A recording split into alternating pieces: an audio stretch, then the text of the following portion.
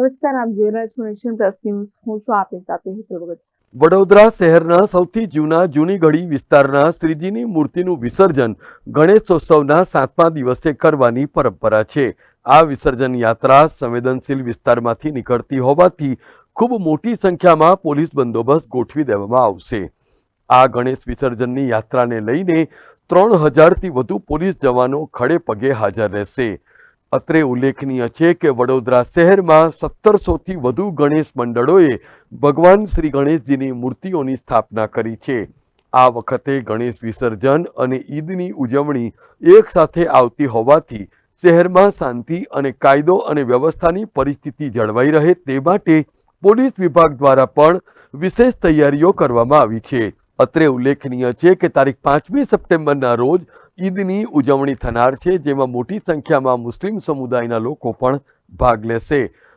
ત્યારે આજ રોજ વડોદરા પોલીસ કમિશનર નરસિંહા કુમારની વિશેષ ઉપસ્થિતિમાં વડોદરા પોલીસ તેમજ પેરામિલિટરી ફોર્સ દ્વારા ફૂટમાર્ચનું આયોજન કરવામાં આવ્યું હતું. વડોદરા પોલીસ કમિશનર નરસિંહા કુમારના જણાવ્યા અનુસાર અગાઉના વર્ષોમાં પણ આવી સ્થિતિમાં પોલીસે સફળતાપૂર્વક શાંતિ જાળવી હતી. એ જ રીતની કાર્યવાહીના ભાગરૂપે આવતીકાલે 3000થી વધુ પોલીસકર્મીઓ, 1000થી વધુ હોમગાર્ડ બંદોબસ્ત માટે તૈનાત કરવામાં આવશે. એટલું જ નહીં, પરંતુ આ ઉપરાંત SRPF, CRPF, BSF અને રેપિડ એક્શન ફોર્સની 9 બટાલિયન સંવેદનશીલ વિસ્તારોમાં તૈનાત રહેશે.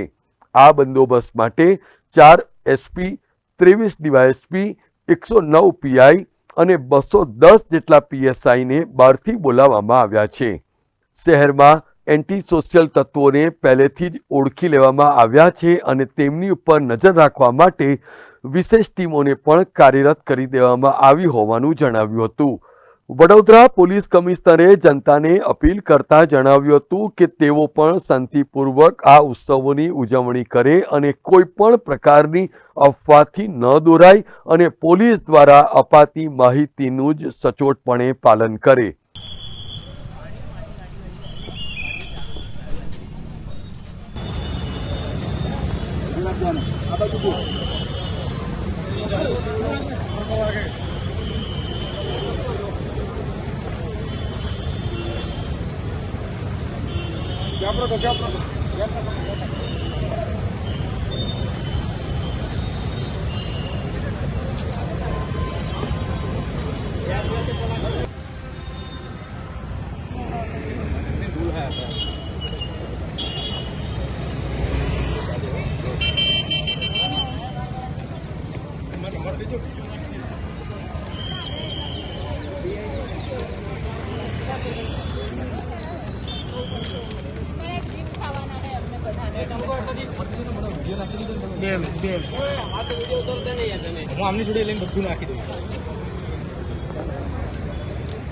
શહેરમાં આવતીકાલે જૂની ગળી ગણેશનું વિસર્જન સાથે ગણેશ વિસર્જનના 5મા, 7મા, 8, 9મા અને 11મા દિવસનું જે વિસર્જનના કાર્યક્રમો છે આ શરૂ થઈ જાય છે.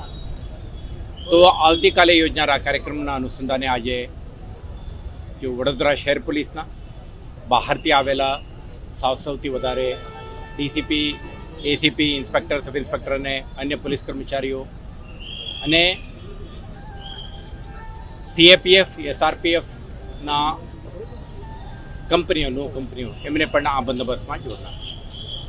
આજે સબ ઇન્સ્પેક્ટરે બહુ રેન્કના અધિકારીઓને એક ડિટેલ્ડ બ્રીફિંગ સેશન પણ રાખી હતી. તેઓને ત્યાંના પ્રોફાઇલ, જુદા જુદા ગણેશ પંડાલો અંગેનું જાણકારી, રૂટ અને તેને સંવેદનશીલતા અને કરવાની થતી કામગીરી અંગે વિસ્તૃત સૂચના આપી છે.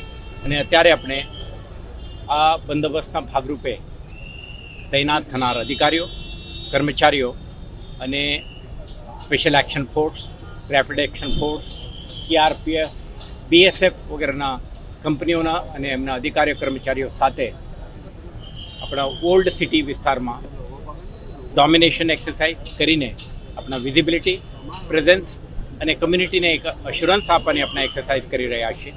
તમે આ જોઈ શકશો કે ફૂલ્લી equipped અને ફૂલ્લી પ્રિપેર્ડ પોલીસ ટીમ અને અધિકારીઓ આજે માંડવીથી ગેંડા સર્કલ, પાણી ગેટ્સ અને ચાંપને અને લહેરીપુરા ગેટ સુધી આપણા ફૂટ પેટ્રોલિંગ કરીને આ એક્સરસાઇઝ કરવાના છે. તો શહેરજનોને આપણા મારફતે કહેવા માંગીએ છીએ કે શહેર પોલીસ સતર્ક અને વિજિલન્ટ છે. દરેક જગ્યાએ આપણા હાજરી રહેશે અને આપણા પ્રયાસ રહેશે આપણા સાથ અને સહકારથી આ મહત્ત્વપૂર્ણ જવાબદારી આપણે અદા કરીશું.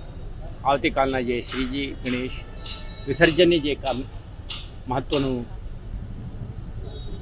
આયોજન છે, આયોજકો, ભક્તજનો, શ્રદ્ધાળુઓ, એમના વોલેન્ટિયર્સ અને પોલીસ સંકલિત પ્રયાસથી શાંતિપૂર્ણ માહોલમાં સંપન્ન કરાવશે. અત્યારે તમે જોઈ શકશો આ એક્સરસાઇઝને. Bureau report, nation plus news, Vadodara. સમાચારોના સતત અપડેટ મેળવવા માટે અમારી નેશન પ્લસ ન્યૂઝની યુટ્યુબ ચેનલને સબસ્ક્રાઇબ કરો, બેલ આઇકન દબાવો અને જોડાયેલા રહો ફેસબુક, ઇન્સ્ટાગ્રામ અને ટ્વિટર પર.